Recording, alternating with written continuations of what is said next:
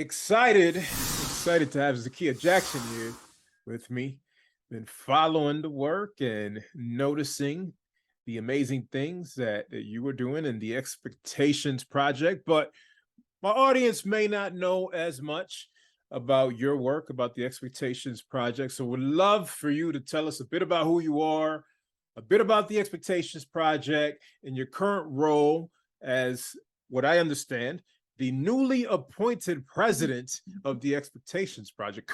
Congratulations. Thank you. Thank you so much. I'm so happy to be here. We're a huge fan of the Multicultural Classroom at the Expectations Project. We've just loved the opportunities we've had to get to know y'all's works. So thank you so much. I was very happy to accept the invitation to join you today. Our pleasure. I want to start just by sharing culturally who I am. I'm the daughter of Helen, who is a brilliant scientist and hidden figure. She's also an herbal and natural healer and a freedom fighter since she was really young. So that's my mama. And she was mentored actually by Stokely Carmichael here in DC. He was just a good Wow. brother who took her under her wings. And then I'm also the daughter of John Jackson, rest in peace. He was a gifted inventor and electrical engineer. He was Jamaican American and a former Black Panther in Berkeley, California. He was more of the behind the scenes type of guy, making sure things were happening as they needed. But those are my parents, and that's the legacy I come from. I'm also the granddaughter of Joan, who was a community organizer. When I was a teenager, she had business cards made for herself that had her full government name and just said community organizer on there. She's the first person to take me to a rally. So I come from some really beautiful, wonderful Black people who cared and care about their community and about what's happening in the world around us. What a beautiful and Um, powerful legacy. yeah, it's so beautiful. And, growing up, I didn't quite understand what any of that meant. I'm just hanging out with my people, right? But as I get older, I just turned 40 a couple of weeks ago. I'm so grateful for that DNA, and then I also just want to say I'm an educator, I'm an organizer, and I'm a healer. As you mentioned, I'm a new president of TEP. I'm very clear when I'm meeting and talking with people. Yes, I do strategy and I can do fundraising and I can do all these other things that a president needs to do. But first and foremost, I'm an educator and an organizer, and I approach this work in a very invitational way. I want us to heal and be liberated together. And so, on that note, at Expectations, we develop advocates. We like to do what we call supercharge our partners and partnerships. And then we also frame and contextualize current events with ed equity in mind, with this sort of prophetic voice. And we do all of that for the purpose of demanding a high quality, equitable public school education for Black, Brown, and otherwise marginalized students. That's amazing. So are your partnerships with schools? We partner with other nonprofits mostly. We partner with other nonprofits, with faith-based communities, with other organizations whose members might directly be in schools, or they might be in the community surrounding schools. Let's stick with this. You mentioned faith-based communities. Mhm. I want you to share with us what you see as the role of the faith-based communities in terms of the current educational landscape. Much going on there, and surely people have opinions all over the spectrum. But what do you see as the role of faith-based communities in education? Yeah, I'm gonna say something. It's my hot take. I think it's a good hot take.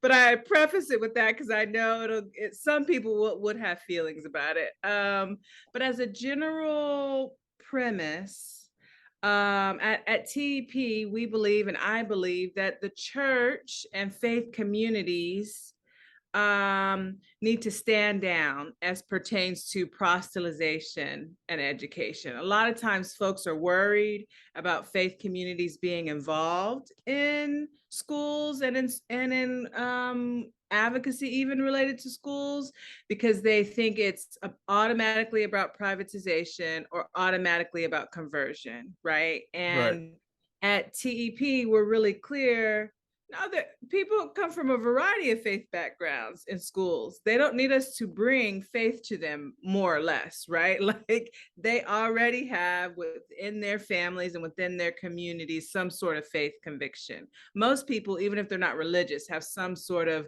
moral centering or grounding or faith orientation, even those who abstain.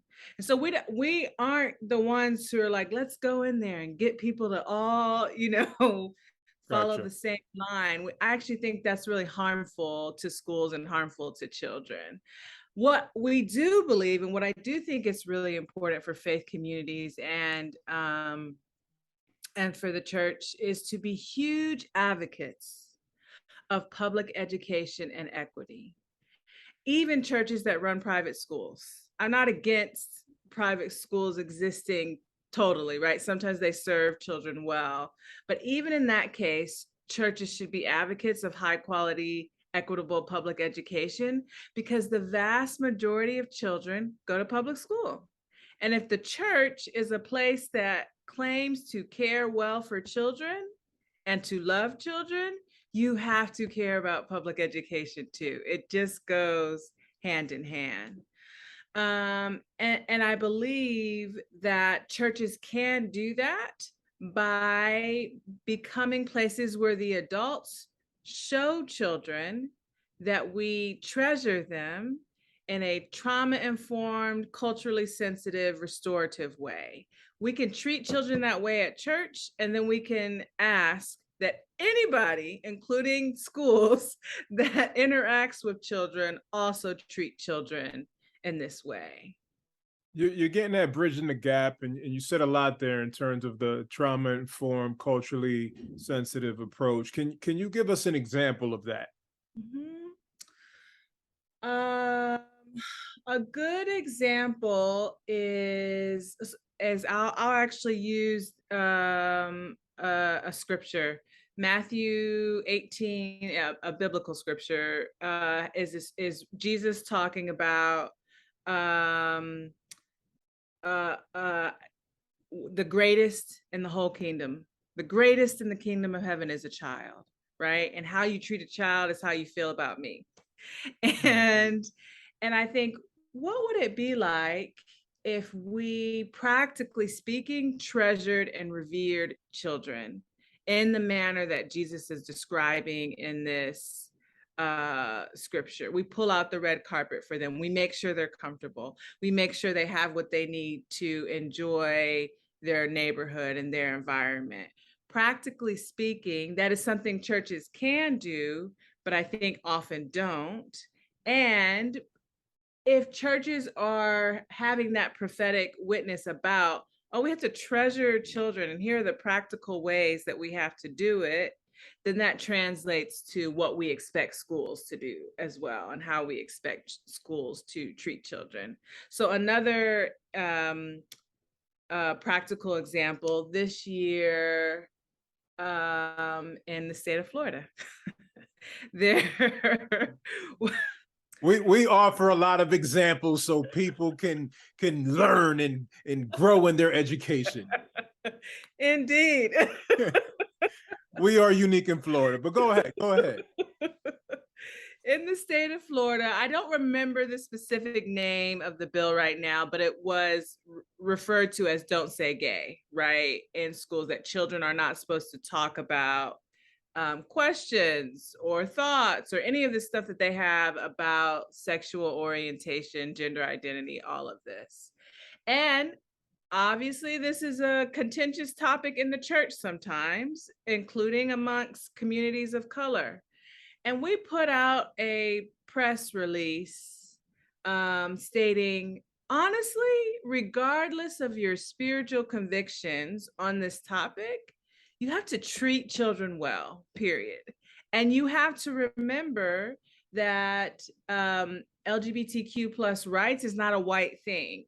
It's whiteness is often the face of it in advocacy, right? But there are children in your family, in my family, in our families, right? Who need to feel safe and like they can talk about things in a way that helps them understand what's going on in the world around them, right? And so we try to approach challenging things invitationally. We're not telling you everything you have to do, but we are saying we have to step up and show up better for children and invite ways for them to grow and learn that aren't so putting boxes around them. You're only allowed to exist in this one way to be a good child, right? So these are the type of things that you present or talk about or train your partners. Yes, yes. So we have policy priority areas that we really have a suite of curriculum made around. Trauma informed schools is one of them. Early childhood ed is another. Um, high quality teachers and leadership is another that we actually train people in understanding the topic so that they can do advocacy around it and that they can talk about it in ways that aren't, ed reform world is confusing. There's a lot of Right. language that is not approachable in it, and so we try to make it accessible. And then on this topic, we don't actually have a suite of curriculum on that topic about what happened in Florida, but it was an opportunity for us to speak into a current event that we thought, again, let's remind people of faith, of goodwill, who care about children, that we can't get so lost and so distracted in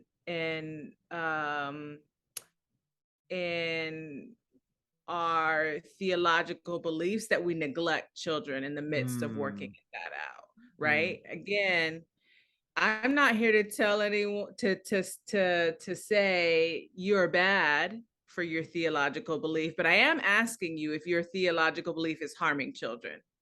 And if it is, I need you to consider that and make an adjustment to ensure that you allow children to live and to be nurtured. mm, We need children to really be nurtured.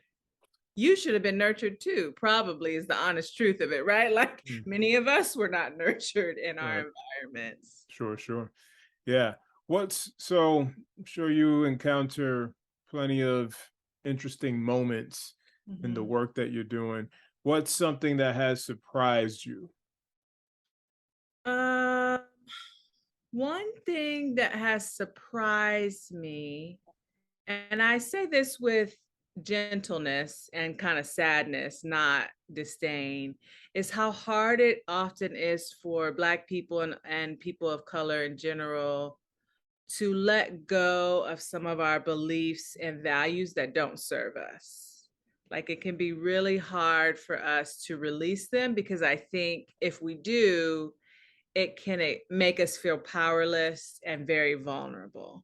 And I don't think we're ever powerless, but I do think dealing with racism and white supremacy is vulnerable. It can make us feel very, and so an example, especially working with faith communities, I used to run into this more, not as much now, but I really used to run into more all of these fatherhood initiative things. It's all about fatherhood initiatives for the Black community. Now, fatherhood is important, it matters, but I could see that sometimes these fatherhood initiatives were not addressing the root issues of what is it making it hard for fathers to be present in their children's lives. They're not addressing economic mobility. They're not addressing criminal justice injustice system, a friend of mine likes to say, right? They're just making it all about how men, and in particular Black men, need to be better people. And they're putting all of the responsibility on you all, instead of saying, let's look at what we're not doing for Black people and Black families. Let's look at how we're harming. And I do think that sometimes, because it feels like we have more control, if it's just about how you're acting, Roberto, if it's just about how I'm acting, there's some comfort in being like, it is all about me. It is all about how hard I work and how much energy and how much I grind. Grind. Right? It's hard to say, actually, some of this is much bigger and more powerful than any amount of grind I could ever muster. I'm going to have to approach this problem in a different way. Right. There's a lot more nuance to Mhm. the issues of we're talking about, in this case, fatherhood in the Black community. We're talking about the nuance and getting at the nuance of what's presenting challenges, what's serving as barriers. And I'm glad you mentioned the economic piece, because I don't think that's a piece to be ignored.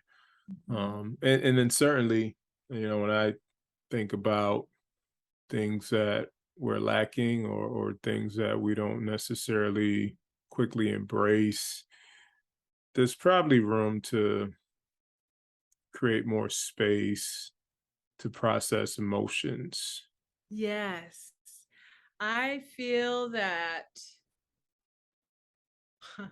I in this work, I feel that some of it is very, in a healthy way, pastoral, and like creating space to allow the people we are engaging with to process in the moment some of these things, right? Because we can't, I often find as adults, we actually can't get to the core of how we need to adjust with serving children when there's so much static energy in us about who we are and how we've been treated, right? And what we are trying to protect children from something, but a lot of it is coming out of this how much we've been, harmed place. So we're not anybody's therapist at TP, but we do know that we have to hold space for that grief. We did this summer with all the shootings, and with many things politically charged happening. We did a series on grief and lament related to the things happen. We're very policy focused, but we understand that actually having time to lament could make us better at implementing, creating, and addressing policy. It's great that you bring that balance.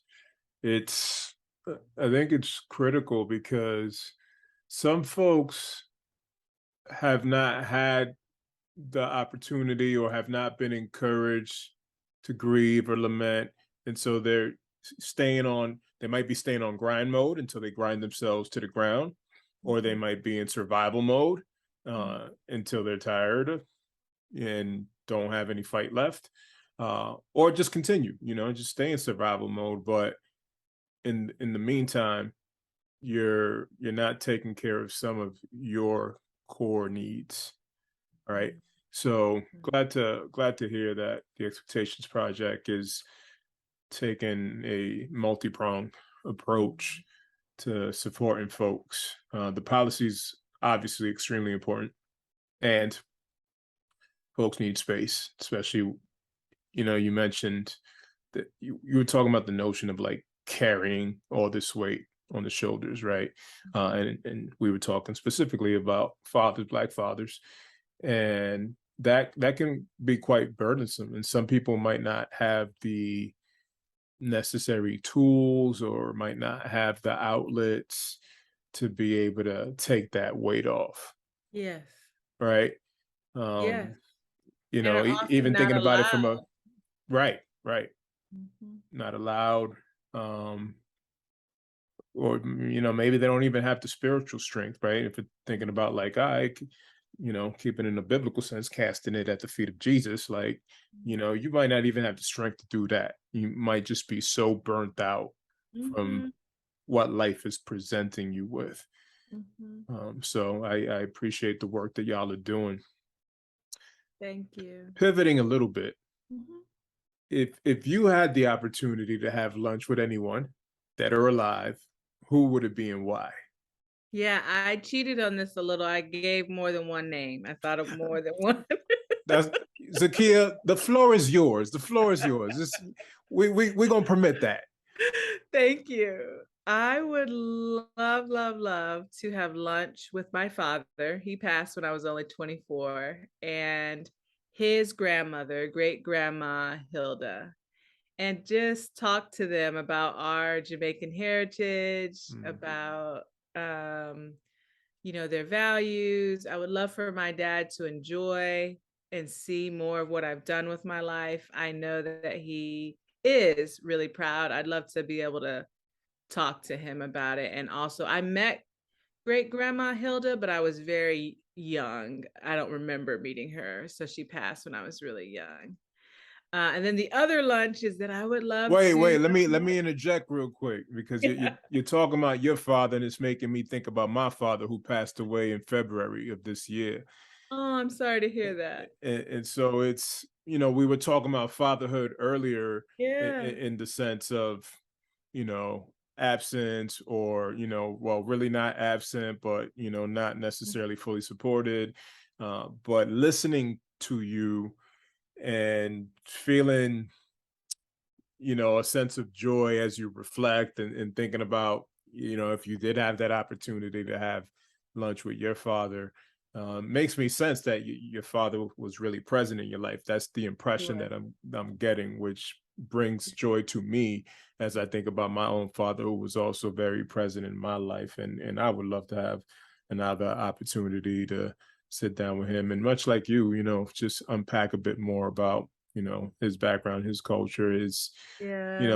the things that I don't know, right? Yes. I have so many questions still, Roberto.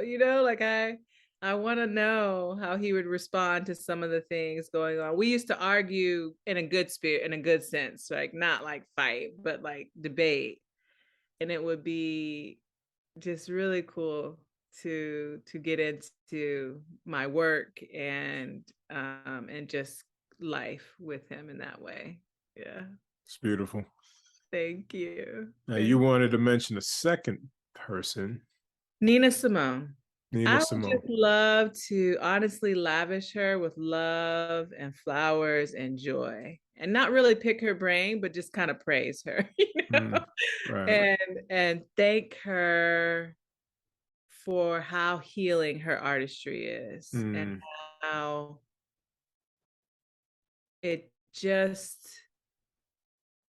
speaks to so many iterations of Black womanness. I feel like there is aggression and there is tenderness and there's lots of humor. There is so much vibrancy. So I'd love to just do that, Black girl hype stuff with her and have lunch in that way and thank her. I mean, what a brilliant writer to be able to like capture folks in all those different sentiments, right? I mean, Mhm. amazing.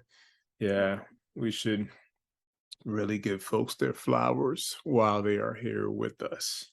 Yeah, yeah.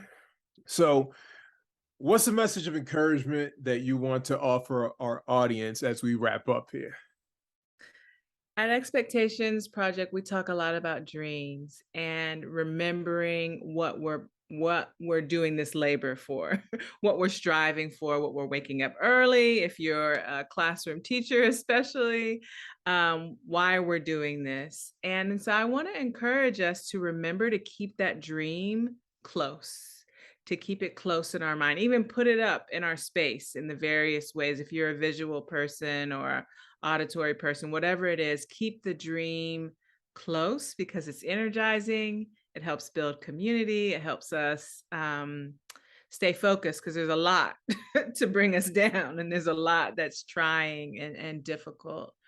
We can create the world that we want. I do believe that. It's very difficult, but I do believe we can have better outcomes for students, that we can allow them to be children and to have joy and to thrive in their environments. Um, and that would be my encouragement, just a reminder that we can do this, and also a deep well of gratitude for um, especially educators and teachers who are stepping into classrooms every day, for students who are stepping into classrooms and asking for what they want and need, for community members, clergy, everyone who's coming around schools and children. I'm so grateful for the work, and just kind of like I've been embracing. I have 11, 12, 13 nieces and nephews. And I'm embracing the auntiness, and I just kind of want to give a big auntie hug and say thank you so much, and I will continue to labor with you for the good things that we want for children. Well, your nieces and nephews are very fortunate to have such an amazing auntie who is doing some great work. And I'm blown away by your family legacy.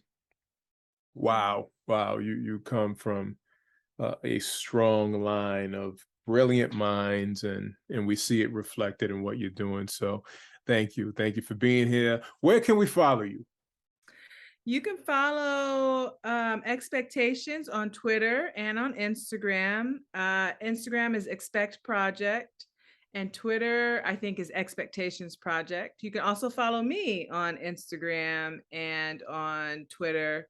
Now, I didn't do this right, but my Twitter handle is almost my full government name, Zakiya Naima Jack. I'll give it to you so you can have it in the notes, Roberto.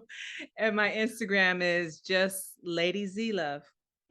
Well, thank you, Zakiya. Folks, I want to encourage you to follow up and connect with Zakiya. Follow the Expectations Project, doing some amazing work. Come in with your questions and curiosities. Be willing to learn and grow.